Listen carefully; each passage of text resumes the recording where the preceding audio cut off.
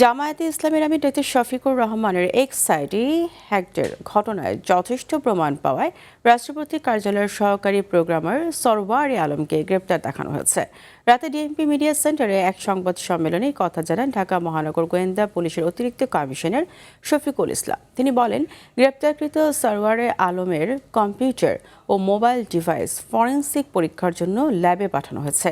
সরকারি কর্মকর্তা গ্রেপ্তারের প্রক্রিয়ার বিষয়ে সাংবাদিকদের প্রশ্নে তিনি বলেন, রাষ্ট্রপতি কার্যালয়ের অনুমতি নিয়ে তাকে আটক করা হয়েছে। তদন্তের স্বার্থে জামায়াত আমিরের মোবাইলও ফরেনসিক করা হবে বলে জানান ডিবির এই কর্মকর্তা।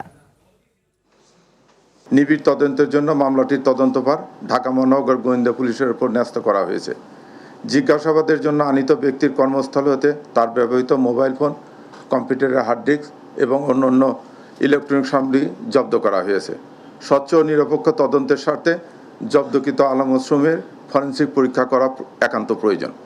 বিশেষজ্ঞের মতামত প্রাপ্তির সাপেক্ষে তদন্ত কার্যক্রম অব্যাহত থাকবে।